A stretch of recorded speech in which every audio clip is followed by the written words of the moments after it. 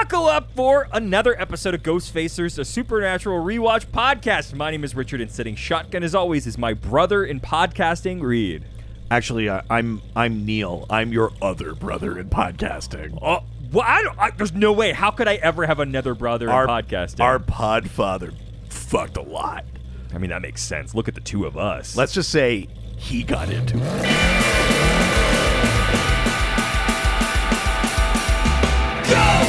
Ghostfacers!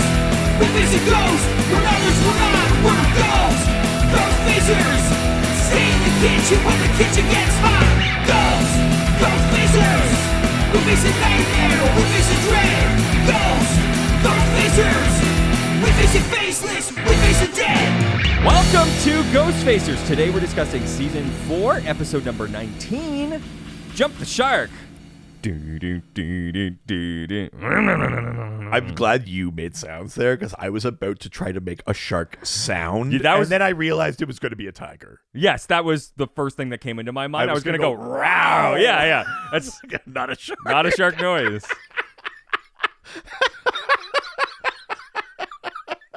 Sharks don't make noises, surprisingly. I mean, they might. You can make sound underwater. Yeah, but they don't. Don't they? Prove it to me they do. Prove to me they don't. Science. Name a time you heard a shark sound. You can't prove they didn't. What even is this argument? Yeah. I'm Team Shark. Hashtag Team Shark, baby. What? I'm not again. Like Team Shark. I saw Richard eat shark fin soup. Yeah, it was delicious. I'm gonna take every shark down. That's what we use the Patreon money. Jesus Christ. We've got a review. Oh, nice. Yes, we've got a review from Court of Owls. Oh my God. Oh, we got some crossover from DC. I know, apparently, via Apple Podcasts USA.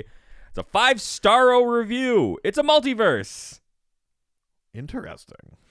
This show and these boys are hotter than Mary Winchester on the ceiling. Oh, no. Oh, no. Clap my cheeks and call me ass butt, because this is the premier SPN podcast. Jesus Christ. I mean, we set the tone. We did this. And if you didn't know, this podcast has international titles as well. Ghostfacers, a supernatural rewatch podcast in France titled Pale Faces Rewatching TV, German title. We're sorry. Please forgive us. Canadian title. That's very funny. Canadian title. Letterkenny season is over. Time to watch some SPN. Japanese title. Deenie $5 play you with your weenie. Oh, no. American title. We're idiots. Listen to this podcast and enjoy the smooth sounds of screams and coughing from a host that needs to see a doctor because honestly, I'm worried. I'm fine. Famous last words. That he will either, one, cough shart on the podcast. I've never done that or yet. Cough so hard he shatters the multiverse, bringing the 3 other versions of himself, and that will scorch the world because we can't handle that amount of hotness. End of review. I mean, that review is a bullet fired backwards through time. It's a real... There's a lot happening in there. Thank you? Thank you, yes. Dr. DC plus Ghostfacers minus happiness equals... We can't bring... not on this show. We can't bring the anti-life equation into it here. Listen, when we get to the end of this show and we decide for whatever reason we don't want to end this podcast, then we'll start pitching season 16 where Sam and Dean have to go up against the anti-life equation. Look, by the end of this series, that won't be as crazy of an idea that it is now. If anything, that's kind of like stripping it. Yeah, very true. So this episode aired April 23rd, 2009. Written by Andrew Dabb and Daniel Laughlin. For no one. Dab for no one. It's for you. I want you to think I'm really cool. Yeah, you're cool and young. Hell yeah, young and cool. Directed by Mike Roll. Viewed by an estimated 2 1.70 million viewers. What? Gigantic drop off. Huge drop. Sorry, when does this come out? What? This is right after But what? No, but what day? Like, what's the release date? April 23rd, 2009. I'm trying to like think like, are there sports things or Oh, part of the previous episode was April 2nd. So there was also a couple of weeks off? yeah, which might have something to do with that. Because the last episode was so good. It was really good. A bit like I guess a bit weird. You might esoteric lose people that are just like, I just want Monster of a mock. Week. Yeah. It's no real action, no like Right. And again, I guess it also is that thing where the episodes that are tied into the season arc maybe do that a bit because you need more context. yes. Right. But still, that seems like a big drop. Isn't that weird? Yeah. Well, maybe the promo has something to do with it. I bet it does. None of the credit, all of the blame. Yeah, exactly. All right, let's take a look. It's fine. For this episode? we've watched a lot worse. Yes. That one's fine. I wouldn't say it's like inspiringly good, No. but it's not like off the tone of the episode. You know what I mean? For Like, sure, it's, yeah. It's at least like in the ballpark. It's I would part- just say it's fine. It's average. Yeah. It's normal. Which that puts it in like the top 3 promos we've ever watched. Well, yeah, sure, for sure. Yeah. It doesn't like hurt to watch it. So Right. Yeah. like that second promo last week. That was the biggest betrayal. I think that was the biggest betrayal since the Uriel incident. Yes. Yeah. Yeah. It was a real like stab you in the back while hugging you kind of situation. Yeah, definitely. All right. Well, let's get to international titles. All right. So, the expression jump the shark is a term commonly used to describe the point in which a TV show has clearly passed its peak, often by adding characters or having bizarre plot points. The term originated from a Happy Days 1974 episode, Happy Days Hollywood Part 3, 1977, in which Arthur, the Fonzarelli, performs a stunt in which he literally jumps over a shark while water skiing. Yeah. When Sam and Dean enter the diner, a poster for the Fonzarelli Water Skiing Championship can be seen on the wall. Oh, that's cute. So here's the thing that I think a lot of people get misconstrued with the term jump the shark. Right. People usually mean it's like this is the worst point in the show. What it actually means is it's a point so crazy and big that you can't get past it. Like it's it's more about that you have added basically like a feature to the show that it can't go higher than undo. Yeah. And so sometimes that's like, after you see the Fonz jump over a shark, then like, where does it go? How are we supposed to give a shit about Jody and Chachi? Exactly. Like, exactly. And so, you know, that can mean different things in different shows. Sometimes it's like the Poochie thing in The Simpsons, where it's like, but it's not, why would you add another character? Why would you? Yeah. You know, it can be a bad thing, but it also can just be a really cool thing that it's so big, or like, it's the reason why, like the last week I was like, this feels like a jump the shark moment, because it feels like, well, you've added in an element that is so crazy that how do you get past that? How do you go back to the new normal the way the show does?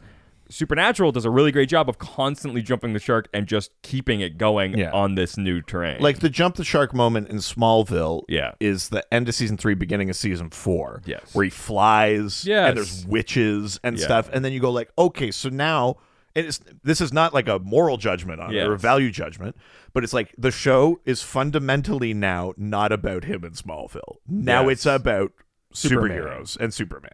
He might not call himself that. He might not wear the suit. But the show is different now. Yes. And that's what it is. And or like Gotham. Yes. The difference between season 1... I'm sorry. But it's all comic book references with me. The difference between season 1, cop show, and season 2, Mr. Freeze shows. Like, then it's villains. It's like, okay, now it's a Batman show without Batman. Like that's its jump the shark moment is like people with powers. Let me try to help. Let me try to meet people where they're at. It's like when Rory goes to university. It's the whole show's been about the small town. So now suddenly they're trying to change this into this like bigger world. That's true. It's a bit of a jump the shark moment. That's true. I'm a Gilmore guy. Ooh. I think often it's people misconstrue it as like a moment that's so bad that you can't get past, or it doesn't have to be bad. It's more of like it a just wild has to swing. Be like a thing that like is it like breaks the format of the show, skeleton of the show a little bit. Exactly. Yeah. So we've got 3 international titles to go through. Yeah, I mean, I wonder if this phrase translates, like, it's based in happy day. It's such like an American kind of thing. Like, I wonder if nobody gets close. no other culture uses jump the shark to mean that thing. It's such like an insider thing, let alone a thing that is not beyond North America. So do any of them attempt a direct translation, or are they all just riffing on the episode? They're all itself? doing something about the episode. Okay. So the Brazilian title. Long lost brother. Somebody does do basically that. Okay. This one is just the brother. Oh, sure. Okay. The Hungarian title is the Lost Boy. Boy. Yes. Not brother. No. Okay. The Lost Boy. Right. Because he comes in with like a leather jacket. And... yeah. Rufio. Oh, I was thinking about the Lost Boys. Well, yeah. I was thinking of the Lost Boys. Oh, cute. Yeah. Oh, look at us. 2 kinds of Lost Boys. There's one more. Okay. France? The Germany. Oh, German. Your father had a second family. Yeah. And this is normal. This title, like fucking Schwarzenegger. This title has nothing to do with the brother. Okay. It has everything to do with the monster? Sort of, yes. Okay. But also like is it called like Grave Robber? That's exactly what it is. Yeah. It's Grave Robber. Okay. There you go. I'm like, yeah, that's more of like just a means to an end, though. Like the grave robbery. That would be like calling the episode Sam and Dean Drive Into Town. Like, it's not really what the episode's about, but yeah, it happened. Like that's like calling a meat salesman a cow killer. Like, oh man, hook me up with that meat salesman. Yeah, as long as it's only ground beef. Better so help me God if any of it's fucking cooked. This came up at the office the other day. It did. Fuck, damn it. And you started to feel like you were vindicated because I was. Because here's the thing. This backed off. This is the way vindicated. This is the way that Reed pitched it. You know, when you look at raw meat, like raw beef, and it's really delicious, and the person he was talking to was like, yeah, of course, that's great. And I went, hold on. I was like, we're not talking about like a steak. Doesn't matter. We're talking about ground beef. Irrelevant. Still beef. That is just like in a tray or on a plate. And he was like, well, no, that's disgusting. If it's nice and red. It's delicious. I love that you think that that's the thing that defends your point. Why do you think people like... It's so red. That means good. Steak tartare? Yeah. Again, not ground beef. Like... Ground beef is not like the high quality meat. Like that's what's exciting about. I'm not looking at like a steak and be like, oh, I know what cut that is. I'm not hungry anymore. I'm looking at meat, and it's the color and the texture of meat is the thing that makes you. Listen, I'm right. Fuck you. I don't need this kind of scrutiny. I have too much on my plate today for this. Is there something big happening today? T-minus. Good Lord. 8 hours. Featured music for this episode. We got one song, A Little Bitty Tear, by Burl Ives. A Little Bitty Tear? Yes. Oh, okay. Wait, Burl Ives? Like the snowman from Rudolph? I guess, yeah. Yes. Wow. Yeah. TV Guide describes this episode as Sam and Dean agree to meet with a 19-year-old man named Adam. That's a weird first line. He's 19. Yeah, he's barely 19. They agree to meet with a barely legal... sorry, that was that was a pitch for a different story. Adam claims to be John Winchester's son, but they suspect that he's really a demon attempting to trap them. I mean, even that's not true. No. I mean, they do think that's what... No, one of them thinks Well, yeah, sure. That's true. I can't wait to talk about this episode. But before we do, why don't we open up Dad's journal and learn about some of the real world lore. Let's see what the lore says about ghouls. Oh. Ghouls are such a funny thing because it's a thing that I find that like pre-1970 you like hear in like spooky songs and stuff. Like people talk about ghouls and ghosts, but like ghouls is not like a thing you see in like media very often. Certainly not with like a specific depiction modernly. Like I always conflated but ghouls they are and ghosts as the same thing. Well, that's just the thing. I think people do that. I mean, the word ghoulish or things like that is supposed to refer to something like so horrifying and macabre and stuff like that. It'll all make sense in a sec. Oh my god! God. And you'll only use the word ghoul accurately afterwards, I think. Holy shit! So, ghouls are demonic beings. They wear dresses. They like pink. Boils, on the other hand. Oh, Jesus. No, I think I'm done. Yay! Ghouls are demonic beings from ancient Arabic folklore. Whoa! And they spread through like, Bedouin and Berber folktales and stuff like that too. So the word itself comes from the Arabic word ghoul, meaning demon. For my comic stance out there, Ra's al Ghul. Oh! Head of the demon.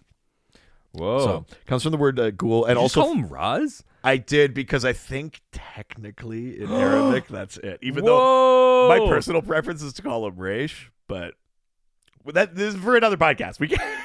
I just really like Raz's relationship with Frasier, but yeah. Jesus. Especially on your script.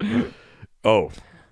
I mean, technically it was more of a her and Bulldog thing, but it's a porn that Reed wrote about Frasier. We can't get into this right now. It's for another podcast somewhere, I guess. If you want our Patreon, where we can talk about Frasier porn. The porno I wrote, yeah. So, Arabic word ghoul, but also the word gala, which means to seize, or like to take. Oh. So, in Arabic, the word might also be used to describe someone greedy or gluttonous. So, ghouls live in graveyards, cemeteries, other deserted places. They're said to consume human flesh, drink blood, but possibly steal money, which seems like the least of their... I mean, at the point where they're eating flesh and drinking blood, I don't know that I'd even mention that they steal money. They've got big noses. They like ride their hands together. No. Wow. Ferengi? Yeah, that's what we're talking about. Human. So... Here's the thing. There's an element of ghoul lore where they like rob graves and eat the flesh of the dead. Sure. But that component, I think, is like a later addition. That's a more like Western European kind of addition to the myth. Which is they pulled up a body and there was no organs or meat, and they were like, that must have been a ghoul. No, probably not. But I think it was more just to like heighten the storytelling, because it looks like it happened when Antoine Galland translated the 1001 Arabian Nights, that piece kind of got added in. The idea of occupying like deserted places included cemeteries and things, but then that kind of got heightened in that translation. Yeah. Diamond in the rough. You eat all the flesh. You're mostly just death. You're a ghoul, okay. How about we leave the lore segment to me, huh? No, I think I'm going to come back to it again. Wait till next week. In some stories, yes, ghouls, in the ancient Arabic ones, they would lure the living to abandoned places, like a cemetery or something like that, and then they would kill them for food. So in the ancient Arabic folklore, they were described as being specifically female, and they could disguise themselves as like great beauties to lure men and travelers to their deaths. They're shapeshifters, capable of becoming animals like hyenas, or assuming the form of people they killed or consumed. Yeah. There are some references to people becoming ghouls when bitten. But like it's zombies or like a werewolf, right? It's unclear where that take comes from, or if it's just like confusion, like a confused interpretation of the fact that a ghoul might shapeshift into the last person it ate. Sure. The one thing they cannot shapeshift is their cloven hooves. Oh, not a thing in this. Yeah. So a lot of maybe it is a thing in this. We don't see their feet. And I'm pissed every time an episode comes out and we don't see their feet. Yeah, I just keep waiting for that directed by Quentin Tarantino credit. Give me those little niblets. Easy. Those little tootsies. So there is some discrepancy about how ghouls are incorporated into like later Islamic folklore. Because this is like, ghouls are part of like way before Islam was a thing. So there's no reference in the Quran itself to ghouls. Some say they're descendant from the devil himself. And others say that they're a different class of being, like burdened devils, who once had access to the heavens but no longer do after the arrivals of Jesus and Muhammad. Jeez. Us. Yep. Muhammad. In Western folklore, the adopted version of a ghoul classifies them as more like undead than spiritual. Right, the ancient Arabic thing is that they're like a class of jinn or like a kind of spiritual being, and in our version they're a little bit more like a vampire, like a undead kind of creature. So that's a change in that. There's ancient Arabic folklore. I went to like academic journals. Wow, for this. There's not a ton of reference to how to kill a ghoul, other than one very specific thing, which is you can only kill a ghoul if you strike it dead with one blow. A second hit would bring it back to life again. What? Yeah. So, hunters, do not double tap a ghoul. No. Which is interesting. Yeah. There are some versions where they talk about decapitation and stuff, but it's like about like, if you don't do it in one blow, if you do it in like two, that won't do it. That's such a weird... It'll either not die in the first place, or it will come back to life on the second hit. Wow. Yeah. Weird. Pretty crazy. So that's ghouls, baby. Wow. So you can see like the ghoulish, man. The ghoulish thing, talking about the macabre or whatever, is kind of like if you're talking about like cannibalizing corpses or things like that. Like that's oh my god, is Cannibal Corpse a ghoul? Oh my god. Is that a band? Yeah. Okay. It's like a metal band. Very famous metal band. Jesus. Anyways, let's get into today's episode. We start with the then. Bunch of fucking alt-right propaganda. Because John Winchester, baby. Yeah. Yeah, 9/11 was an inside job. There was a lot of... I mean, that may or may not be true. There was a lot of, like, flag waving, trucks, convoys. Yeah. Yeah, you think they were monsters, Sam and Dean. They wanted us to wear masks. Yeah. And I hunted them. Oh, no. Me, John Winchester. This is Nuremberg. Literally a joke. The First Amendment protects me, lets me kill monsters. Yes. As I see fit. Yeah, I call them monsters. I'm John Winchester. Yes. So we get a whole bunch of John Winchester in the beginning of this. In this, then we get just general. I appreciate all the guns he has. I love John Winchester. John Winchester and I were roommates in college. We love wearing polos and holding torches. You can't even tell jokes anymore.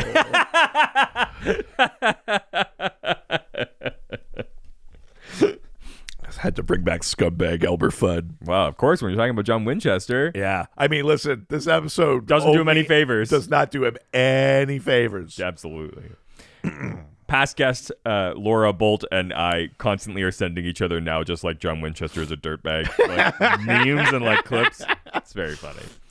We get some like general hunting imagery, just like sort of like, hey, by the way, these guys hunt monsters if you didn't know. Yeah, is this your first episode? Yes. And then we get sort of, we end on Sam's habit. Yeah. Sucking on demon blood. Behind the demons. Inside a motel. Let me hold on. I have to check with the lawyers if you can sing that. Inside joke for no one. This podcast in like a few years is literally just going to be a conversation between us that no one has any context for. Yeah. I mean, we won't even put it out. No. I mean, somebody's gonna put out. One way or another. Good Lord. Easy, John. Oh, no. We get to the now. We move in on a quiet house in the evening. We're moving through sort of like a hallway. A blonde woman is suddenly running through her house, clearly terrified. Yes. She runs into her room, slamming the door behind her and locking it. Yeah. Then something suddenly is pounding on the door but can't get in. Yeah, she's like sitting on the bed and terrified. And yeah, then she moves a giant dresser in front of the door, and she's sitting on the edge with her feet hanging below. And then this is directed by Quentin Tarantino. And a shot from under the bed, looking at her feet, instantly so tense. I'm like, no. Something is watching her feet. Yeah, from under the bed. That's right. Suddenly, it grabs her ankles and starts to pull her under. Yeah, we get like the scrape, fingernail thing. Not great. She reaches for something to hold on to, but is pulled under and knocks over a nightstand, and a picture falls off. It's a picture of John Winchester, baby. Yeah, at a Trump rally.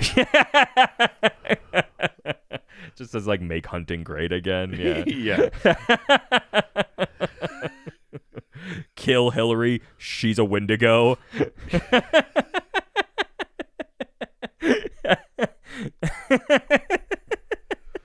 There were werewolves on Epstein's Island.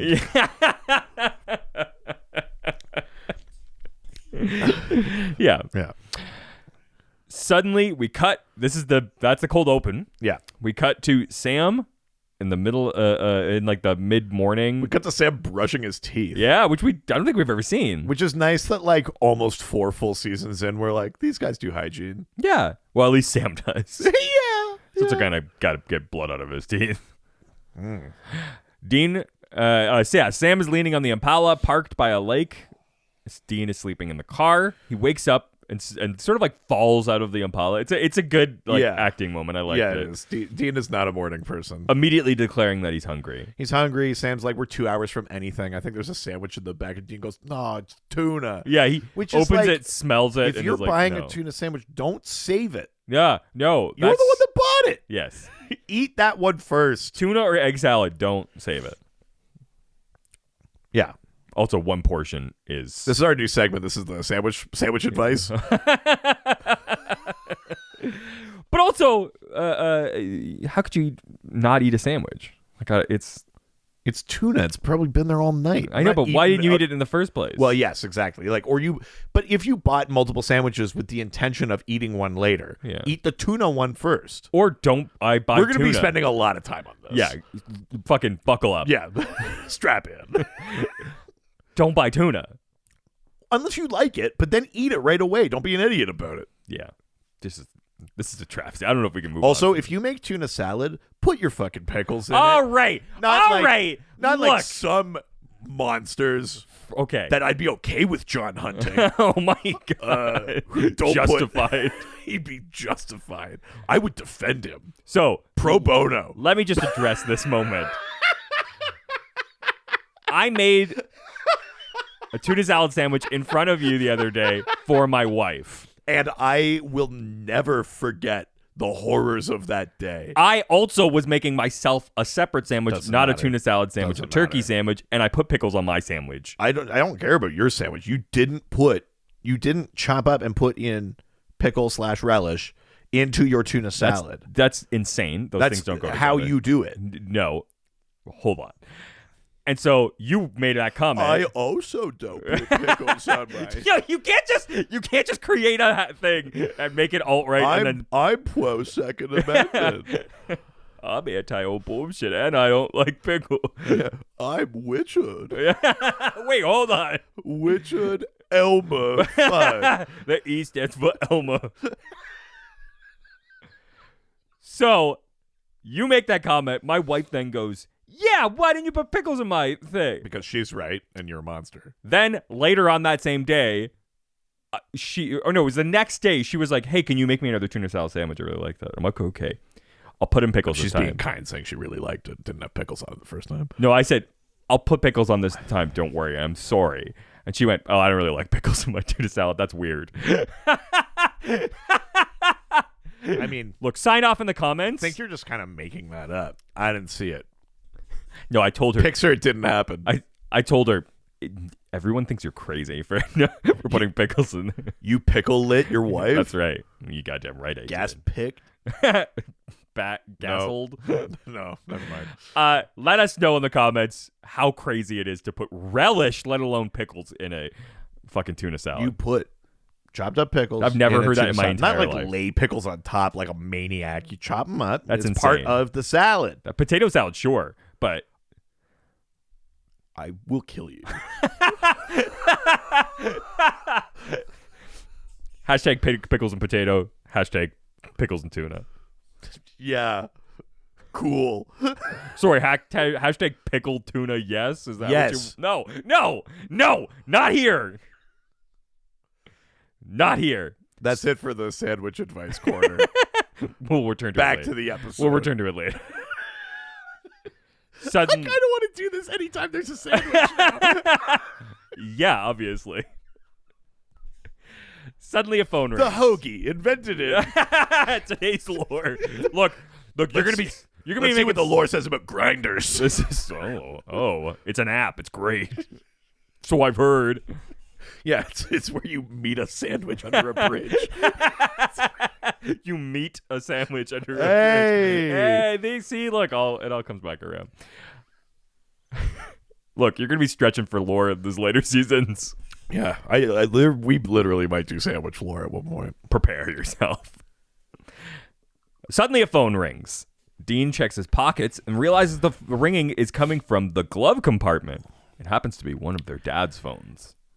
Which, we know that they've kept their dad's phones because we've gotten calls on one of them before. Oh, yeah, that's right. From season 1. But for some reason it struck me today that Dean falls out of this car, barely wakes up. The idea that he's it must be a Sam job because there's no way Dean is diligently charging all of John's old phones. Yes, that's true. It must be Dean is trying to hit on a waitress. I'm going to go back to the motel and charge 7 phones. Well, here's the thing, though. These are also, flip phones from, the, early 2000s, late 90s. They don't need to be charged for, months. Yeah, I guess that's true, too. They don't quite have the battery issues we have with these. Drain issues that we have because they only did one thing. Yeah, I remember, having my phone not charged forever. That is true, too. For some reason, watching it, I mean, again, this is, it doesn't matter, but I was watching it and I was like, man, they got to keep 8 phones charged. I was thinking that watching the episode. I was of course.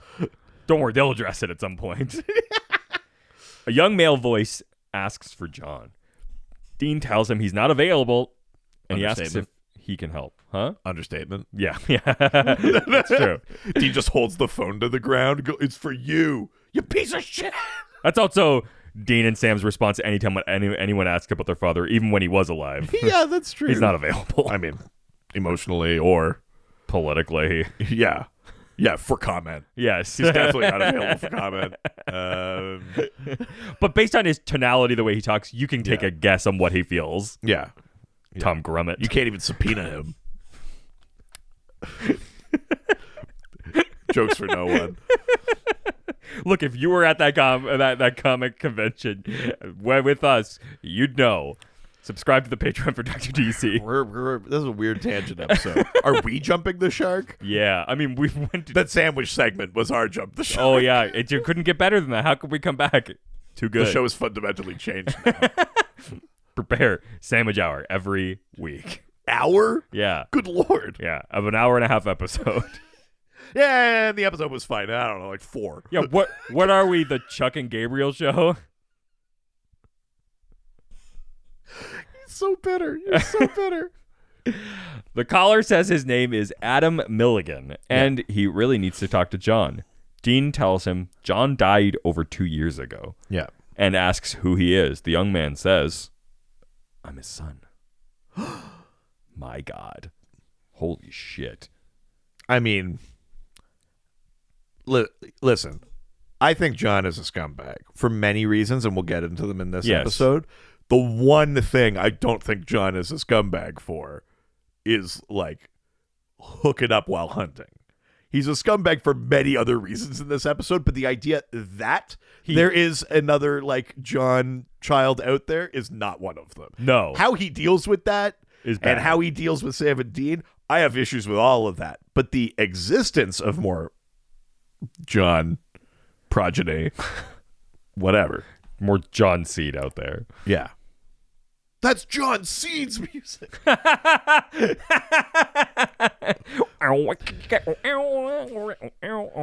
it'd be like 2 tickets to Paradise Saga. No, it's proud. I could only finish if we do it in my car. No, I'm John. John's music is proud to be an American, where at least I know I'm free. Good. Jesus Christ. Jesus Christ.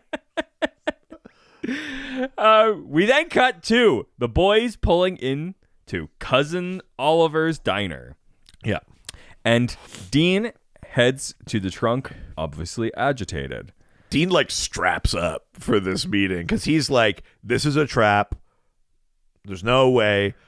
I'm going to be prepared for it. And they go to the diner and Dean is like so curt to the waitress and he's like swapping out the water for holy water and he's swapping out the utensils for silver ones because he's like, I don't know if he's a shapeshifter or what. He's like, I've prepared for every instance. It's true. It's weird to see Dean so prepared. It is. He's definitely like, but this is like an assault on his like perception of his father and his family. Dean has already come a long way. Like he already has like a corroded view of his dad from where we started in the show. Of course. But this is like I think Dean has so few things he's hanging on to in the moment because he's worried about Sam. He's not 100% sure that, like about Sam and stuff right now. You know, he doubts himself because of hell and all that kind of stuff. He has so few things to hang on to, and the idea that there's this extra thing that not only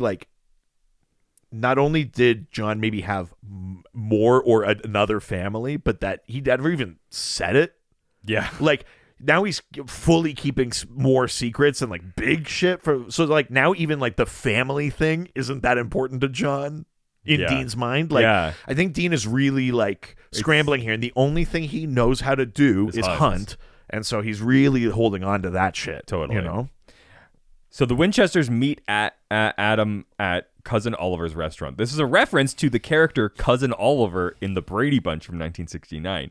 Oh, interesting. Cousin Oliver was brought in during the final season of the show in attempt to recapture the cuteness of a young child, as all the original cast has gotten much older. Many fans consider this to be when the Brady Bunch itself jumped the shark. See, I wasn't even thinking of all of the other jump the shark kind of references that may or may not be in this episode. That's fun. What's funny is, in actuality, NBC's Sanford and Son was what killed the Bradys. The launch in 1972 of this Sanford and Son was just like, well, this is a more realistic look at America, right? So that's sort of the thing that ended up doing that. So interesting. So so basically, they go inside this thing. Dean fully sets up all of these different like thing, including like cutlery with silver and like holy water.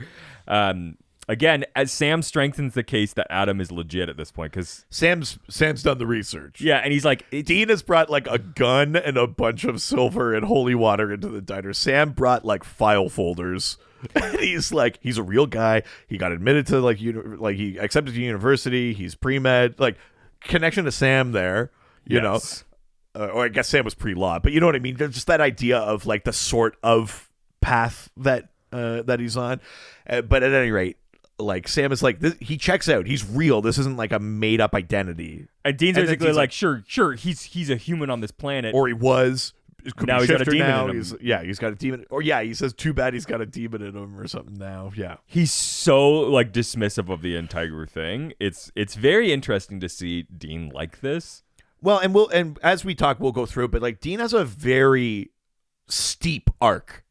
Yes. In this episode, because he starts here and where he ends is very drastically different. Sam asks, what if he's not possessed?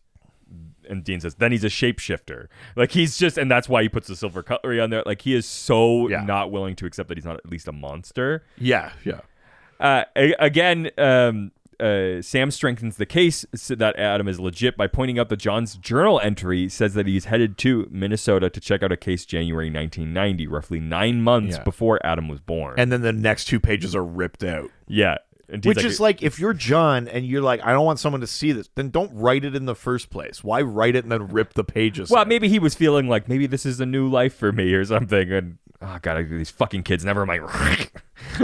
Dirtbag John. Yeah, 100%. Yeah. Dean looks in silence for a second, not believing that Sam's buying in. Sam says that he doesn't want to believe it either, but he's not blind to the probability that their dad connected with a grateful rescued damsel occasionally on his many long trips. Yeah, then Dean's like, now I'm thinking about dad sex. And then Sam goes, maybe he slipped one past the goalie. Like, Sam's fully enjoying making him uncomfortable. Also, Sam loves hockey. Yeah. But yeah, this is canonical now. Yeah. This is oversharing.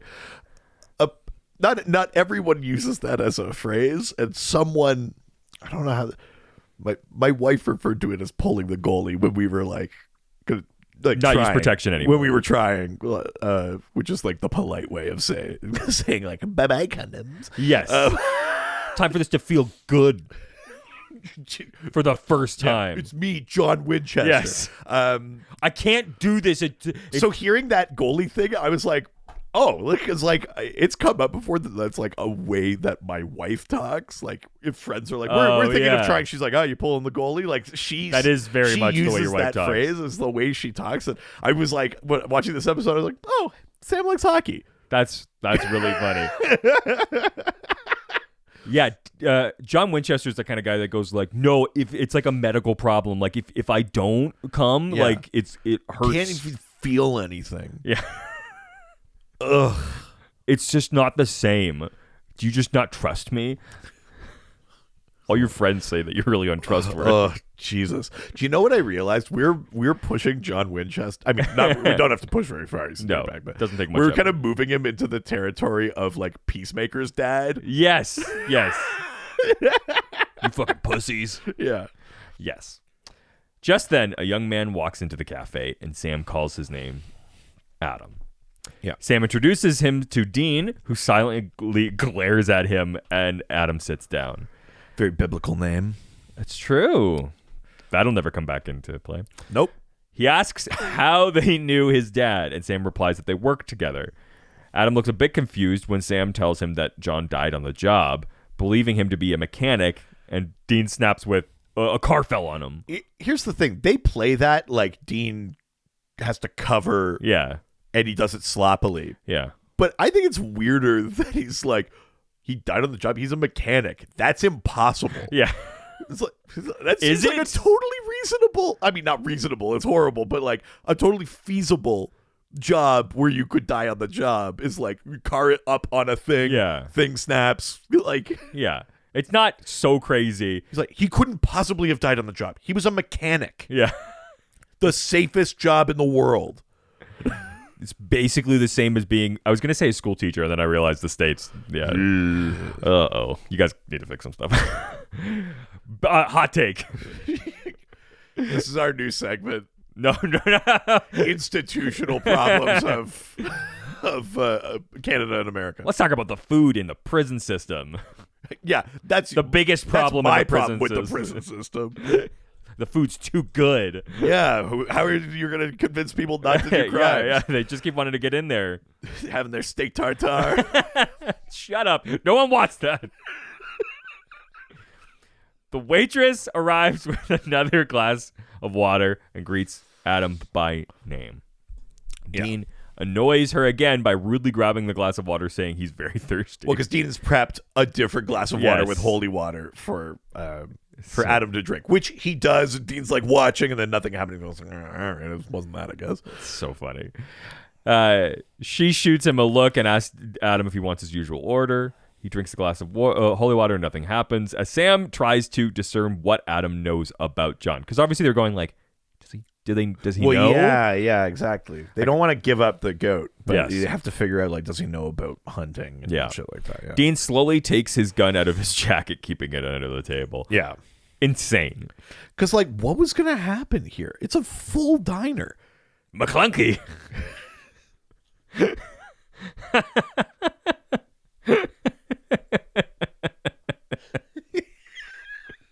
I mean, it does kind of have that vibe. Oh, totally. I mean, we've talked about the Han Solo thing with Dean before. It's literally intent. Yeah. Adam tells Sam that he has not seen John in a couple of years because he's a fucking piece of shit. But also because he was dead. No, I'm just picturing Dean as Han Solo and Adam going like, toca la busha, tanque solo. Just like Greedo. Winchester. Winchester. Well, that's starting to sound not good. And only called now because his mom is missing and he had no one else to call. Yeah. John is the only family that he's got. Yeah. Sam shows some concern about his mother, but Dean only remarks snidely that it's tragic, then asks why they've never heard of him. Which is like... Yeah, we worked with your dad. We know everything. You know how mechanics are. Yeah. When that car fell on him, he told us everything. Yeah. When that car fell on him, it fell on me too. Emotionally. Mechanics.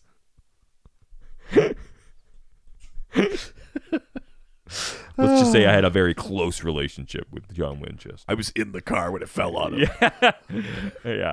I killed him. I killed John Winchester. Yeah. Adam admits that they didn't really know each other and only met a few years ago. His mom, a nurse, never talked about him, but he'd known that John had come into the ER pretty torn up from a hunting incident. Yeah. Because you know how hunting incidents, like normal hunting incidents. Yeah, he went hunting with Dick Cheney. Yeah. He didn't actually... Tracks. Yes, it does. It does. That's the type of guy he is. Sure as fuck is. Yeah. He didn't actually meet him until he was 12. Yeah. And that was only after he found John's number and persistently begged his mom 24/7 until she called him. Yeah. And then she did. And then apparently as soon as John found out that he had a son. So the idea is that John did not know. Yes. He was, I pulled out. Yeah. The confidence of white men.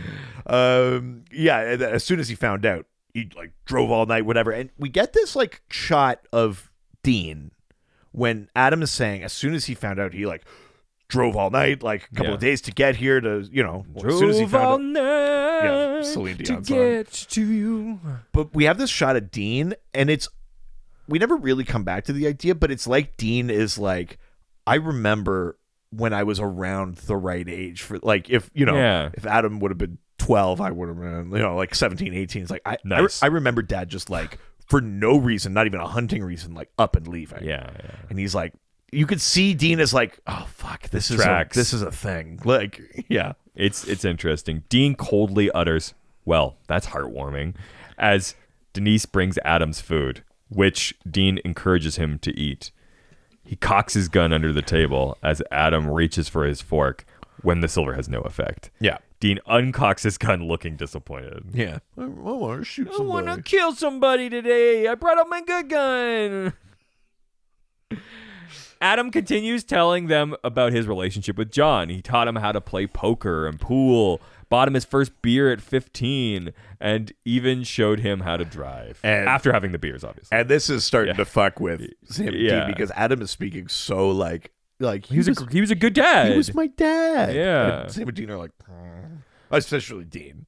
Though it's weirdly inconsistent because he begins it by saying like I didn't really know him. He like I hadn't talked to him in 2 years. But I think you get the sense that like he would drop in, spend some quality time, and then leave again, which is a bad father.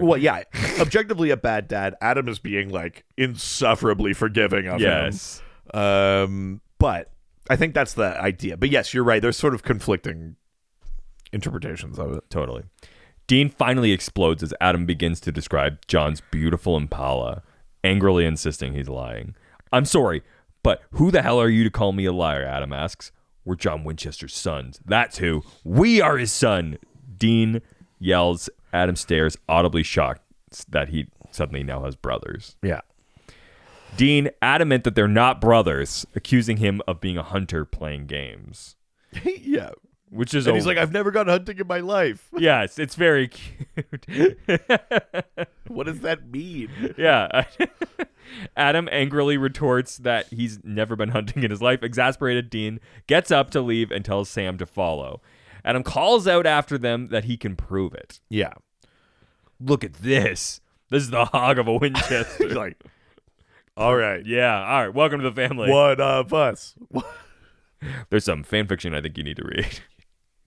This is how this family plays.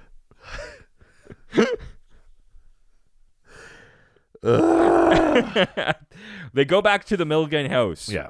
Dean and Sam stare at a picture of their father and Adam together, realizing There's, like, it's multiple all true. pictures of Yeah. For a guy who like bombs in and out every once in a while, he seems like a real part of this family. Well, and I think part of it too is because the setup is that when he was in town as a hunter. Yeah. I think we're implying that like the mom kind of like maybe knew sure what the shit was. Yeah. And so she's like way more forgiving than she should be because she's like, he's out there hunting monsters. That's who he is. But yeah. He saved the day and he's on tour. Guy. Is that him on TV on the steps of the Capitol? Yeah. Is that... Must be hunting a monster. That's why he brought those zip ties. Dad always talked about how there were WMDs in Iraq. Yeah. Dean tries somewhat unsuccessfully to contain his ire when he... Well, because there's like pictures of like John taking Adam to like a baseball game for his birthday and stuff. And Dean is like... You took him to a fucking baseball game? You know, because we know the kind of life Sam and Dean had. And Dean is very rightfully upset by all of this. That he saved all of his like actual fatherhood for who? Yeah. Adam says that like he did take me to a baseball game. Why? What did Dad do for your birthday? Just cut to Dean stealing from a vending machine or something. Like gave me a pack of smokes, punched me in the arm. It says, "Smoke up, Johnny." Yeah, he bought a set of like windshield wipers at a gas station. Sorry, these are for my good sons. He can only imagine a fake smile in response. Manage a fake smile in response. Sam asks Adam how long his mother has been missing, and he replies that the neighbor saw her 3 days ago. Her supervisor at the hospital called the police when she failed to show up for work. Also, that's a drastic move for a supervisor at work. Well, I mean, I guess if they can't, I think we're maybe skipping the step where like they also called around and couldn't find her. But yes, I wouldn't say you're like 10 minutes late to work. I've called the cops. I'm going to next time you're late. We're gonna be late on purpose. Just to have the cops called. Yeah. I'm John Winchester. I love calling cops. Yeah, because they're great. I just want to hang around with them. Support the thin blue line, baby. Yeah, Dean had to scrape the Blue Lives Matter bumper sticker off of the Impala. Jesus Christ. Hashtag lock her up. He says he drove home from school as fast as he could. She wouldn't leave without telling anybody. It was like she dropped off the face of the earth. Right. Dean is looking behind a dresser for clues. On top of it are more pictures of John and Adam and his mom, Kate, and he can't help but stare. Adam enters, and Dean asks if the tipped-over nightstand is the only possible clue. Adam says the cops searched the house and found nothing, but he wonders if Dean thinks that they missed something. Yeah. And he says, maybe. They don't have my eyes, or my abs, or this jawline. Or this hog. Speaking of WMDs. Welcome to the family. Adam says, you're a mechanic, with an obvious tinge of confusion. Yeah. Yeah, I'm an investigative mechanic. The most dangerous career you could have. He asked Dean what he could tell him about his dad. Dean ducks the question by sagely telling him that he doesn't want to know. Which is also like... Dean looks around, very easily spots the scratch marks on the floor from where the mom was dragged under the bed. Way to go, cops. Oh, man, I didn't see that. Oh, I didn't even think to look at the floor. Oh, shoot. That's where she landed. There's clues on the floor now? I usually just walk into a room, look straight. If I don't see nothing, must nothing happen. Open it shut. By that, I mean I open the door, then shut it. Yeah. They moved the bed. Like, weirdest vent placement in any house ever. A giant human-sized vent in the middle of the floor covered by the bed, like not against the wall. Yeah. You know how ventilation works best when it's immediately against a solid surface? Also, if I moved into a house and it had a vent directly in the middle of the floor, the last thing I'm doing is putting a bed over it. Yes. I want eyes on that thing. Yes. At all Are you times. fucking kidding me? Also, or get a bed that doesn't have human clearance under it. So, I mean, listen, I don't want to victim blame, but she had it coming. It's not her fault. Did you see the way her bed was placed? She had it coming. She's like, I don't have eyes on this entry point to my house, and also, like, I'll give you enough room to maneuver under there. Yeah. Come on, monsters. It's the only polite thing to do. Sam appears and motions for Dean to join him. The boys discover yet another photo of John in the Windham Gazette. Sam reports that... Oh, right. Sorry, this happened before they moved the bed. Yes. Yeah. Sam reports that the police have no leads on Adam's mom, but he did find out that there were 17 grave robberies in Windham in January 1990. They realized the pages that were torn out of John's journal are ones that would tell him what he was there to hunt. Yes. Some poon. Go to Minnesota for it. Very unfortunate because the corpse snatching has started up again as 3 bodies have disappeared from the local cemetery in the last month. Yeah, and then Adam's like, I heard you talk about this. Yeah, see, they figured that John didn't kill whatever it was, and he was hunting, and now it's back. Yeah. Sam worries that since Kate and a local bartender named Joe Barton are now missing, maybe the thing has graduated to eating fresh meat. Right. Which would be reasonable for it to want. No. It's normal. You're going to eat humans. It's coming. At least swallow them. Jesus. He shows Dean a black and white picture of Joe Barton. Dean walks over to Adam to ask if he or his mom knows Joe and notices the scratching on the floor. They move the thing. They see the human size. I like this little moment too. They move. They see the giant vent, and then Sam and Dean silently look at each other, do a rock paper scissors, and Dean loses. Has like a shit. What he says is like always, because what you realize from this moment is that Dean always throws scissors, and so Sam just knows what to do. It's very, very funny. Dean ends up crawling into the grate and goes, shit, why did I throw paper? And he's crawling through the grate, and we see little bits of blood in that, and then he rounds a corner, and it's like there's bits of skull or bone and hair and blood. It's bad. Yeah, it's very much not good. Later in their... It's not a great sign. No. It's either I'm no investigative mechanic, but I think people need those parts. You're fucking out of your depth, buddy. Later in their motel room, Dean is cleaning his gun, and Sam is sitting nearby when there's a knock at the door. Yeah. There's a display card in a display card in the boys' hotel room when Adam comes in to see them, advertising happy hour at Sunny Buono Lounge, and features a picture of mustached Kim Manners. Kim was a much-loved producer and director from the show we talked about many times, who died in January of the same year. That's right. And was mentioned in the memorial post-credits for the Supernatural Death Takes a Holiday episode. That's right. Sam opens the door, and Adam pushes his way in, demanding to know who they really are. Dean quickly throws a cloth over the shotgun, and Sam tries to calm Adam down. He wants to know how they found what the cops didn't, and why they why they had to bail when the cops were going to show up. Right. Gomer was such a great cop. How could you find anything he didn't find? Tried this new thing called 3-dimensional field of view. That sounds complicated to me. I don't know. He heard them talking earlier about grave robberies and knows they're not mechanics. Well, these are not traditional mechanics. Yeah. Investigative, maybe. Yeah. But he needs more information. The boys silently exchange looks. I mean, investigative mechanic is not as insane as other, we brought in a specialist police procedural things. Fair.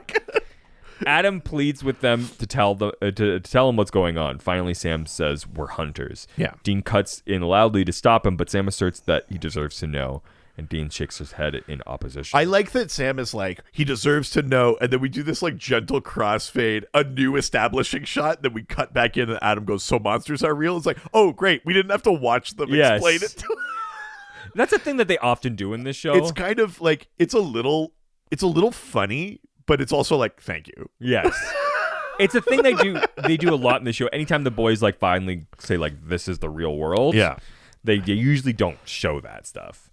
It's a funny little moment though, because it's like establishing shot in there and then fade to establishing shot, then back in. Yes. I just enjoyed it. It was fun. Adam tries to grasp the idea that every movie monster and every nightmare he's ever seen is real. And Dean goes, Godzilla's not real. Yeah. Thank you. We know of. Thank you, Dean. Sam explains that they kill monsters and so did their dad. And Adam just goes, okay. Yeah. The most psychotic thing a human could do.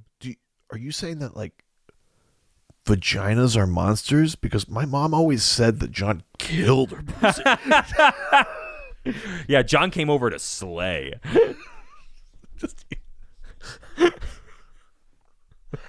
I'm sorry. I'm not proud of that. He always brought over the steak. What? A raw steak. Yeah. Oh, God. Yeah. And he ate the fuck out of it. I think we're losing it. We've lost the metaphor. Dean is expecting Adam to call them liars or just say they're crazy. Yeah, he goes, you can't just say fine. And this is the part that's the least believable thing where Adam just goes, well, you're my brothers, so I trust you. The craziest part of this episode. You've done nothing but lie to me since you got here, but I trust you. Until you get to the end of this episode, this part makes no fucking sense. Yes. Because you're just like, that's not how humans would react, period. No. It doesn't make sense. Sam and Dean admit that they don't yet know what took Adam's mom. Only that it's stealing bodies, both living and dead. Yeah. And there's a long list of freaks that fit the bill. When Adam asks if they think that they might be able to, that she might still be alive, the boys can only kind of look away. Right. Because they saw how much was in that vent. Yeah. Adam knows. knows. Not a small amount of human in that vent. And blood. And yeah, it's too much. Yeah. Adam wants to know how he can help, but Dean immediately replies that he can't. Adam makes it clear that he wants in on the hunt and for what took his mom. Yeah. Dean's not having it. Sam interjects and wants Dean to empathize with Adam's loss of his mother. Dean wants Sam to think about why John kept Adam a secret, and even the ripped pages out of the journal. Yeah, he's like, he didn't want anyone to find out, but he wanted to like save him from this. Yeah, like we're pulling him into. But this is the arc for Dean, as he goes like, "There's no way," and then he's like bitter that like John gave all of this love or whatever, and then you can see Dean coming around. He says it later, but see Dean coming around to the idea of like he didn't have a choice with us. No, he's trying to do what he was not able to do with us. We made the wrong choice. If we with want us. any shred of decency left of our dad, we have to keep this thing intact. Yes. You know? Yeah. He fixed this. He made sure this kid wasn't fucked up, but gave up on us. Yeah. I love that he immediately was just like, wow, there's nothing I can do here. Time to put all my time into new kid. Yep. At least I get to still go to a baseball game every once in a while. Yeah. Why does that have to be ruined for me? Yeah. I have a life. Why am I the victim here? Yeah. I left Dean plenty of money. They can go to a baseball game if they want. Yeah. There's a vending machine right outside the motel room. Yeah, it's like hours of fun. Yeah, it's like just like a baseball concessions game. At a baseball game. Put it on the TV. You're Boom. there. Oh my God, great dad. He puts it to Sam that he's been protecting him from a hunter's life. Dad's dead, Dean. Sam says. Thank you for reminding us. Dean yells that it doesn't matter that he's dead. It's clear that these are his intentions. He leaves no doubt that Adam doesn't even get to say as he storms out of the room, slamming the door behind him. Yeah, and then Sam immediately is like, "Here's a gun. I'll show you how to use it." Yeah, Adam's like, "Is he always like that?" We get a few of these things in this episode, but this is also where we get like kind of like one of our first twinges of like something ain't right with Sammy. Yeah, it's true. Immediately, we've been getting in episodes and that, but this is in this episode. He's like, I know what it's like to want revenge, and you go like, Sam. Yeah, he's gonna start teaching. He's like, I know what. Yeah, he's like, I know what it's like to want revenge. I'm gonna teach you how to do it. The Jedi Council says you're too old, but I'm gonna train you anyway. What's the worst that could happen? It's me, Obi-Wan Kenobi. Dean visits the cemetery posing as Agent Nugent, named after the fucking piece of shit Ted Nugent. Yeah.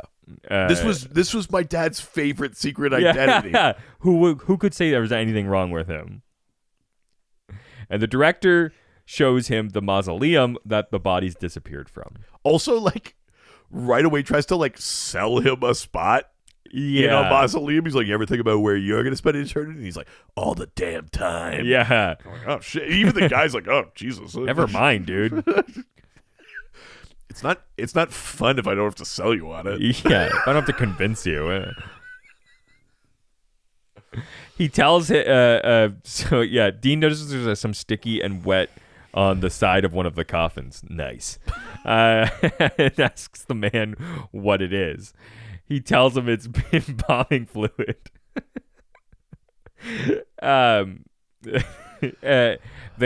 Because the sick and deranged hooligans didn't just take corpses, they also opened them up. Yeah. So like all the filled them up. Embalming fluid came out, which is gross. Some of it's not embalming fluid. Jesus. Dean sits down at a bar now, and the bartender fills his glass. First beer is on the House for Cops, she says, noticing his Law and Order vibe. Yeah. And then he's like, did you know this guy who's a bartender? She's like, I'm his wife. I'm his wife. He's been missing. And Dean sees like a picture on the wall and goes like, oh, he was a cop. And goes like, yeah, deputy.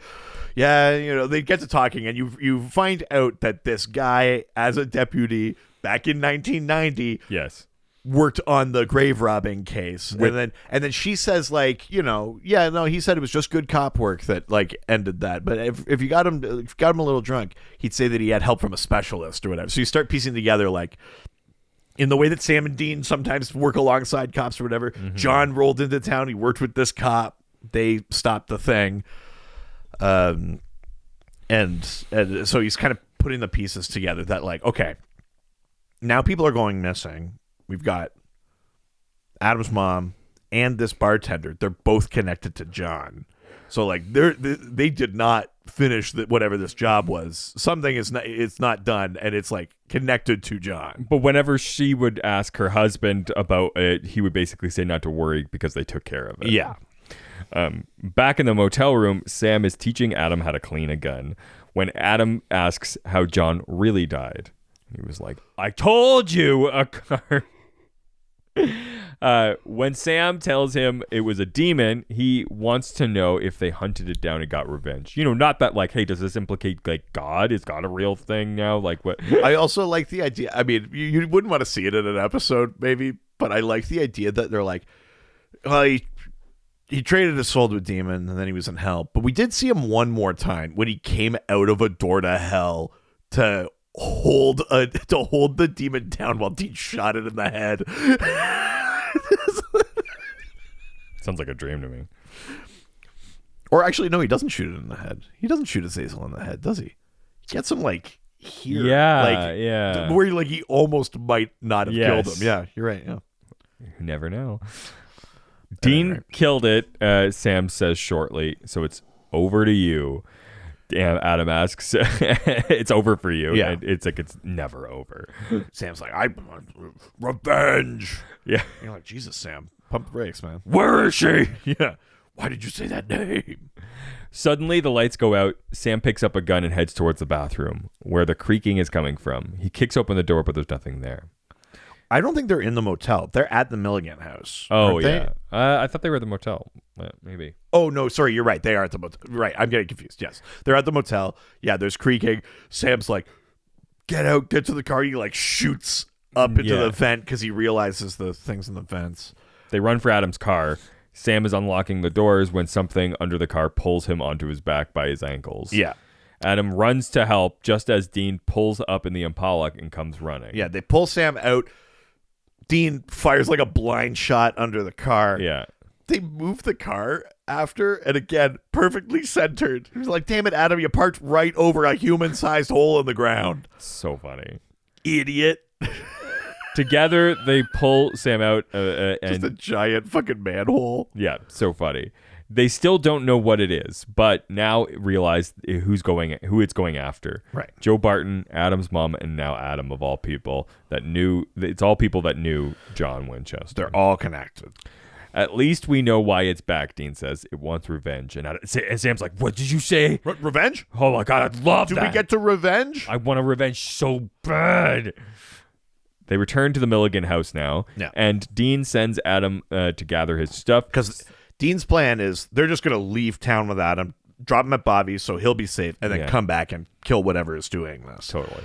And Sam is like, but we know what this thing wants. And Dean's like, so you want to use him as bait? And this is another of these, what is up with Sam? And he's like, listen, we got to train this kid how to hunt.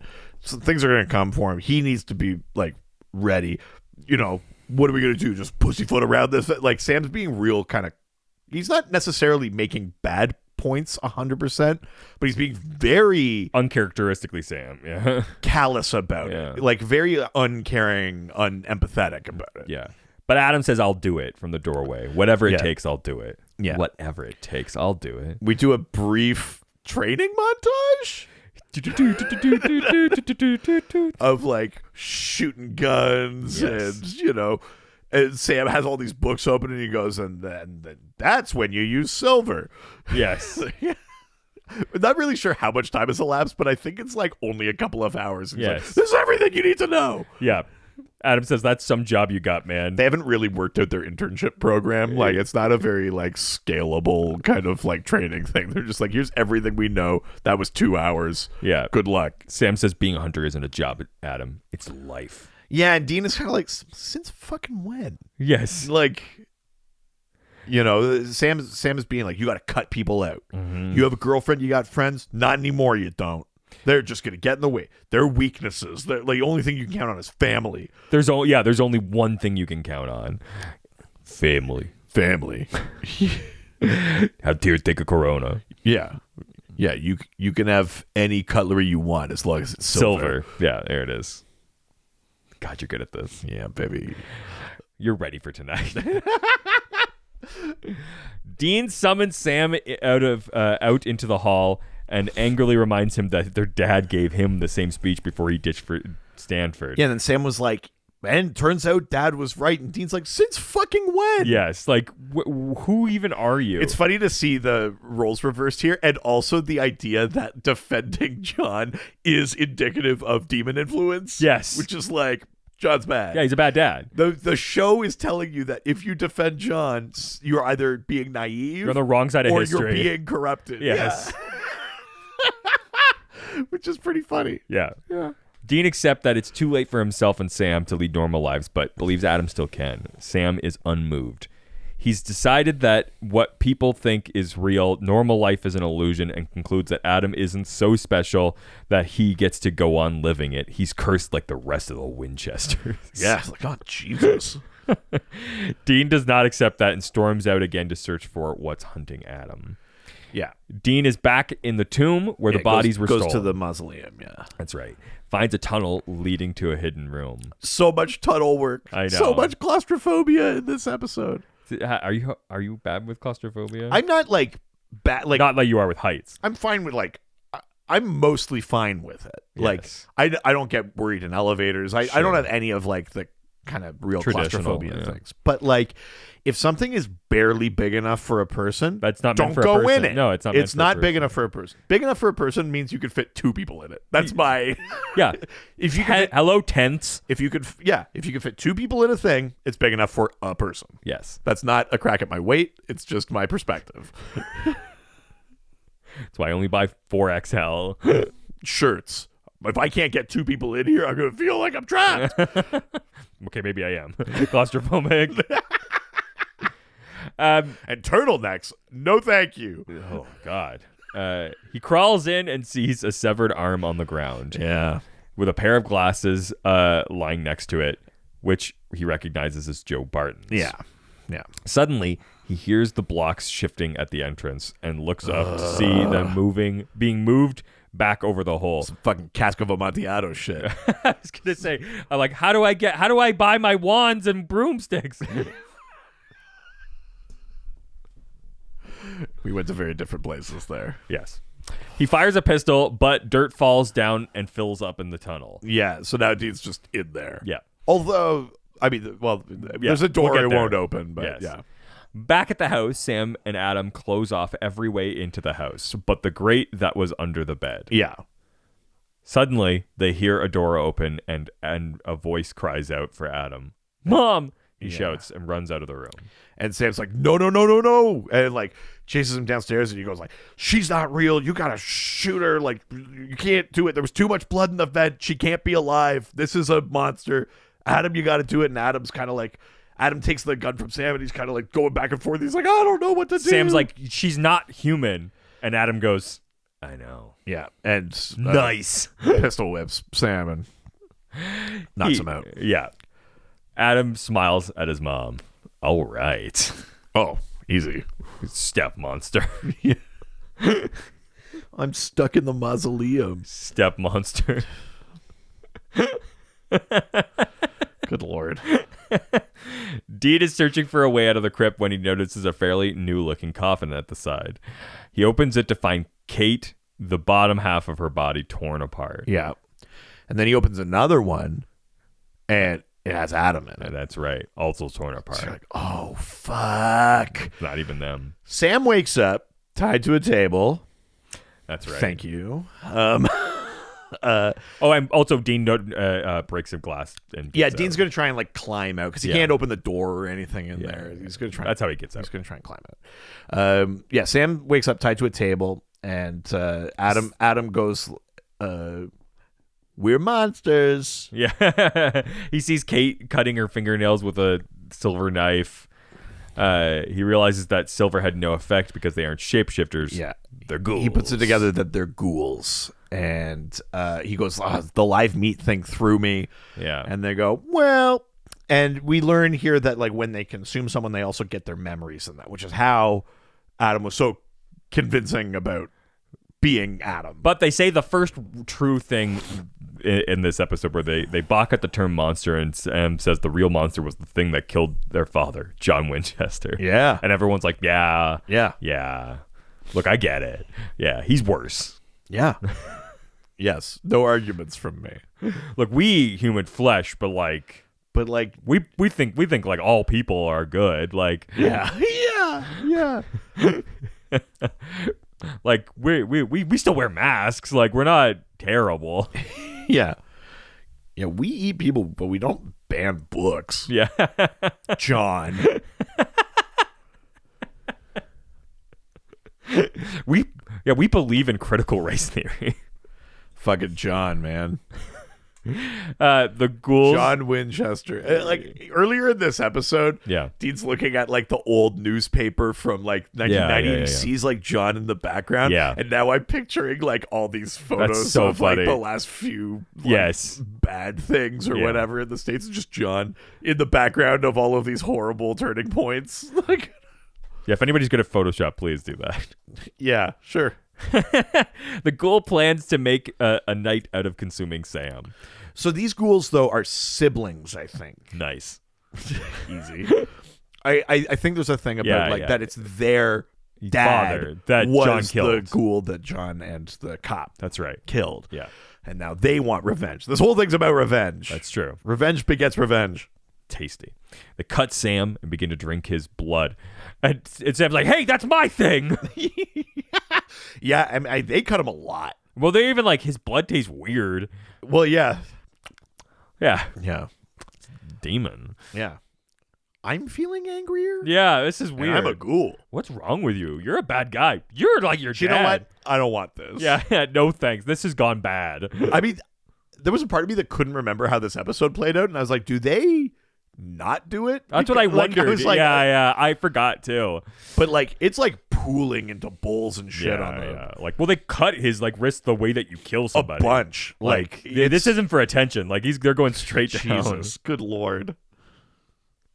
They didn't go across the street. They went down it. They did, yes. First, it was John's cop friend, then his slut, and his son. Why? Supernatural loves to swing back around to the old salute train. They're like, look, it's what the character would say. I mean, that I made up. Yeah. Yeah, and they say, like, we wanted to lure John, but he was already dead, but we'll settle for getting his sons. Son of a bitch was already dead. Yeah. Like, hey, what's up, Dean Lang? Like, know what show you're on. So Adam adds, as Sam smugly smiles, that Kate then replies, so I guess you and Dean will have to do instead, before she emphasizes to Sam that the true Adam really was his brother. Yeah. They're like, no, we like all of this stuff is real. Yeah. Like, as they continue to taunt Sam about how they killed Adam slowly while he screamed. Yeah. Dean then arrives and shoots Adam into a wall. Sam says that they're ghouls. Hearing this, Dean adjusts his aim and takes Kate's head off with the next shot. Yeah, he goes, that means headshot. Yes. Or one kill. Yeah. One shot kill. But he, like, her head is gone. Gone. I've never seen that before on this show. I've seen heads get cut off, not exploded. I think, I mean, I'm no gun expert, but I think even like a sawed-off shotgun, close range or whatever, still doesn't obliterate. I think it'd be like something. Yes. You know what I mean? But I guess for TV, you got to draw a line somewhere. It's like, we could show headless, but we can't show like... If you know, show us. Show Reed an image. No, I'm okay. I'm sure there's video on somewhere. Just keep sending us more info about blood transfusions. I don't... He moves to untie Sam, and Adam grabs him, and they fight. Dean finally kills him by repeatedly striking him in the head, which I'm assuming it's like dead, not dead, dead, not dead, dead. Yeah, I mean that's kind of He loves me. He loves me not. But like this is like. It's a good, like, kind of like psycho, like he's already dead kind of Dean moment. And that shot from the ground, and it's just like Jensen going like, yeah. It's kind of hot. I mean, it's not. It's not hot. You sure we should do this? Sam asks as Dean adds wood to Adam's funeral pyre. Yeah, we've cut now too. They have the actual Adam's body. Right. That's right. Wrapped up like a Hunter funeral. Ghouls didn't fake those pictures, and they didn't fake Dad's journal, Dean replies. 180 from the beginning of this and he goes, episode. He died like a hunter, meaning a monster killed him. Yes. He feels he deserves a hunter's funeral. Yeah. Sam suggests that maybe calling in a favor from Cass to bring Adam back. Dean says no, assured that Adam's in a better place as they watch. But this is how they show that Sam is like emotionally corrupted right now. Is they have he's Dean, just like, let's just bring people Dean back to has life. this journey, right? Yeah. On a normal quote unquote episode, if nothing was wrong with Sam would be the one, like Dean would be like, yeah, and you were right or whatever. But Dean is the one that has to guide this journey because someone has to get there, and it can't be Sam because Sam is something's happening to Sammy. That's right. You know, maybe he's not 100% genuine. So it's interesting to see Dean like have even more of this journey of like, Jesus, fuck Dad, he's a bad guy. Yeah, fuck Dad. He's a bad guy, but that's not Adam's fault, and Adam's a good kid, and I was snapping at him, and he's been dead the whole time. Like, we didn't save him. We had more family, and we, like... Dean reveals... It's more, like, regretful, I think, in things than... That even though he worshipped their father and tried to emulate him, he now realizes that Sam is more like John than he will ever be. And he does not mean that in a good way. They're practically the same person. Like, that episode ends with serious stank. He goes, you're basically the same. And Sam goes, I'll take that as a compliment. Dean goes, you can take that any damn way you want. You can take it however you want. Any way you want it, that's the way you need it. Any way you want it, pull off all your pants right now. A weird tone shift for the end of the episode. Freeze frame. But that is the end of the episode. Yeah, that's it. Holy shit. What did you think about this episode? I really like it. I like that it acknowledges that like bringing in a lost other brother is like a jump the shark kind of thing. But then they undo it by being like, oh, he's been dead the whole time. Yeah, he never existed. That's it. You know, like, and he'll never come back. It's there's something interesting about that. Obviously, there's Jensen's doing a lot in this episode of more of that, like Dean having to reconcile, like his life and who John is. And like just a few episodes ago, we had that thing of like, John was heroic. He's lasted centuries in hell. And he never broke, but you broke. And you're like, it was like almost that weird thing of like, John. And then we have this one and we go back to like, no, John is like weird and flawed. And like, sometimes he makes decisions that are kind of good, like keeping Adam out of the life, but also at what cost? He's like barely a dad there. He's not really like, he's a horrible dad to Sam and Dean. Like they're not even right decisions, but you kind of go like, I almost get it. Yeah. Like he's a weird, flawed guy who, refuses to acknowledge that some statues should be taken down. It's part of my culture. Yeah, it's interesting to watch. It's like the Duke boys. That's what the flag means. It's interesting to watch Dean on this journey, though, of like reconciling the image of his dad that he had that was so solid, and then what the reality of life and him and the situation is, and all that kind of stuff. And then on the flip side, I think Jared's good in this episode. I like him being like, at first it's like, it's just facts. Dean, like, he's probably our brother, blah, blah, blah. And then he goes like, no, someone killed his mom. We're going to... And when you need Sam to have a little bit more compassion, you see something is tampering with that. Like, really, really well performed, I think. Good stuff out of Jared in that episode. I love that this episode ends with Dean being like, and you're a piece of shit and I know it, just like Dad. Like, you've done something. I know you've done something. Yeah. Don't think I don't know it, kind of thing. I like the introduction of a new monster. Mm-hmm. We haven't had I guess it's been a couple episodes, but this is a new monster. We got a ghoul in here. I think the great thing is like so creepy in the way that like the hiding in the walls thing from the murder mansion one. Sure. Hell House. Yeah. Is creepy. That kind of claustrophobia and like it's in the walls. You can't see it. All that stuff really works for me. I think this is a really good episode. I think I give this 4.75 swapped out utensils. Sure. Yeah. I kind of think this episode's boring. Whoa, we're gonna be like way apart from each other on this? I don't think it's a bad episode, but I just think it's so like inconsequential. Oh, I liked this. They brought in a concept potentially for later use, and it feels like it's so inconsequential, especially with the ending. Like they're like joking about the jump the shark thing, but they're really setting up something else later on in this, and it's hard to talk about because it's a bit of spoiler country. But I think that I'm always challenged by this episode because it's like they don't do a great job of defining the monster in this. They say ghoul, but they don't give us any information about ghouls. Typically, when they invite a monster into the show in any other episode, there's like a whole lore of the monster thing. Sure. And they just sort of like at the end, and I'm assuming maybe it was here and they got cut out for time, but like at the end of the episode, he just says it's a ghoul, and immediately he's just like, oh, okay. Yeah. And I'm like, as a viewer, I have no idea what that means. Right. I don't like. We've given pieces of it, like the dead, and they usually dead people, in the graveyard. Yeah, but it's like it feels very like not enough information. Interesting. That I'm used to getting in these. The monsters just are just humans. They don't really show shape shifting as a component of that. They sort of they gloss over that. Right. You can use context clues to figure You can't out. even see their feet. Yeah, it's bullshit. It's important. Yeah. But I think that for me, it's just like, they don't do a great job with the monster.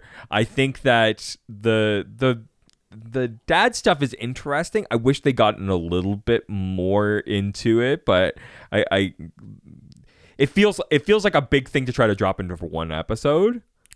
Interesting. I think that the action's kind of weak in this. They set up problems, but they're so quickly dealt with. Like getting buried in that thing, it's just like, well, immediately. Oh, there's a window up there. Obviously, like I never feels like really actually scary for very long. Well, because I mean, it's the function of the scene though. He just needs to have enough time in there to find the bodies so that we know that Adam's not. Yes. The acting is poor on Adam's part, but also partly because he's trying to play somebody not as the person that they are. I didn't think he was that bad. It felt unbelievable, but I have a hard time knowing if that's intentionality. Other than that one line where he's like, "You're my brothers, I trust you." But if you read that it's a weird moment. I agree with that. It's just a little clunky for me, and even though they're like making fun of the jump the shark thing, it still feels kind of jump the sharky, because I'm like, I still don't like the fact that they had a brother out there. Like, that might be believable, but I don't like it. Like, if I don't enjoy that it's in it. Oh, really? Yeah. It like bothers you? Yeah, just slightly. It's always bothered me. I think the brother thing has always been like a thing that I don't enjoy about the show. Really? Yeah. That's never bugged me. So I am going to give this 3.75 poorly placed vents. Whoa. Holy shit. We're off by a whole entire thing. point. I know. That's wild. That is our review. But before we end, we've got a note from a fellow hunter. Hey. Let's see what they've got to say about blood. That would be so funny. Fourth email. I would enjoy that. I like that conversation keeps going. Me too. The title for this note is Ghost Cat. Ooh. They go on to say, love the show. Been listening from the second week you guys came on. Whoa. You're so funny, and I love the lore book every week. Thank you. Reason for my email. Get rid of that internet. Get rid of the lore book. No. I love it, but it doesn't belong. Time. Yeah. Could you guys do like a sandwich segment? Yeah. Well, got news for you. I have always wondered about the cat in Yellow Fever. So can we pop back to that episode for a second? On one of the flashbacks, Lester gets a kitten for his birthday. Now he is a ghost. So when Dean and Sam open the closed locker and the bloody cat jumps out and scares Dean to death, it's always bugged me since the first time I watched it. A, was that a live cat? Or B, now that the ghost cat of Lester is being now the ghost cat of Lester being it was in a closed locker. I would love to know your guys' take, because it's always mixed reviews when I ask. For me, the cat's a ghost. Thanks again, and I'll be with you to the end, because family don't end in blood. Okay. First question is, does family end in blood? I need a few emails to describe this. Like, when does blood implicate family? That kind of sounds like you want to fuck your cousin, and you need like. Look, I need to. Where in blood does family end? I need to know. And is there any like bending of the rules? Good Lord, Jesus Christ. Thank you, Mermy. Yeah, thanks. Okay, we got to go back to this episode. So. I'm trying to remember. I think it's in this episode, that incident is like 10 years old or something. Yes. Right? Where like the road hauling thing. That's been like 10 years since the cop and the other guy or whatever. Like, if not longer, did that. So I think it can't be a real cat in a locker in an abandoned like lumber warehouse or whatever. Because that place is also clearly abandoned.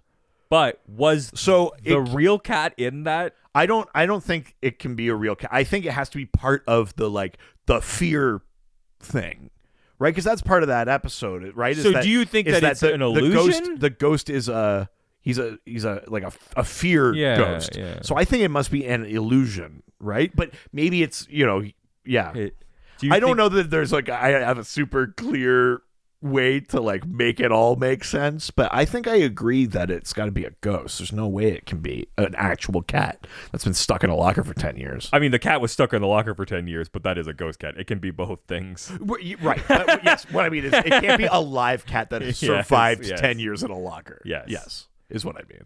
Yeah, I'd have to agree with that. Yeah. I think it must be an illusion of something. That's a cool catch. I never even thought about that. Yeah, I didn't either. I just, abandoned factory. There's a cat somewhere. Yeah. Gotta have a cat somewhere. Love it. Yeah. Yeah, that's a good point. Yes, Murmy. I think I agree with you. Yeah. Murmy, thank you very much for that. That's a great catch. Well, if you want to continue this discussion much like Murmy did, you can do so through a few different ways, but one of them is you can join our fan community on Patreon through our Discord. That's right. Patreon.com/Ghostfacers. It's $1 a month. It gives you access to our Discord server, Angel Radio. That's and right. We've been getting pumped for season 3 of The Boys for Jensen on there, and people have been sharing horrifying ghost encounters from their childhood, and it's a lot of fun. We're having a good time over there. Help support us. Yeah. Keep doing that. And also, you can... wow. I thought about something else, and then I lost exactly where I was at. That's it for this week. If you have a note about... really? What? Or you can hit us up. That's what I was going to. Why? You can also send us an email. ghostfacerspodcast@gmail.com. Or we're on social media. At Ghostfacerspod on Facebook, Twitter, and Instagram. This is the sort of like... This is the sort high of, quality. Well, no, what I was going to say is like your absent-mindedness almost excuses your tuna infraction. Oh my God. Wait for Sandwich Minute next week. Oh, it's not a minute. It's a segment. That's what I say every night. Yeah, Ghostfacer's sandwich advice. Oh, yeah. Somebody make us a song for our sandwich section. Please give us 5-star reviews. We really love those.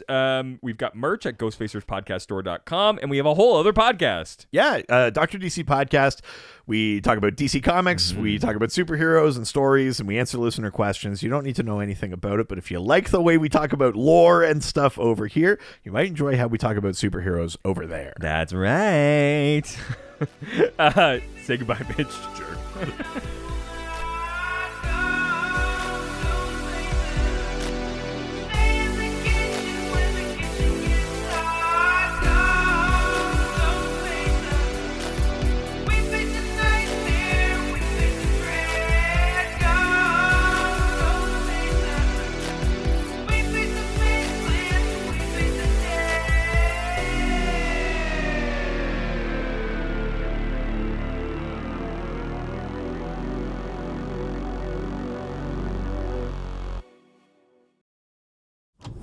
This was a Brain Freeze podcast.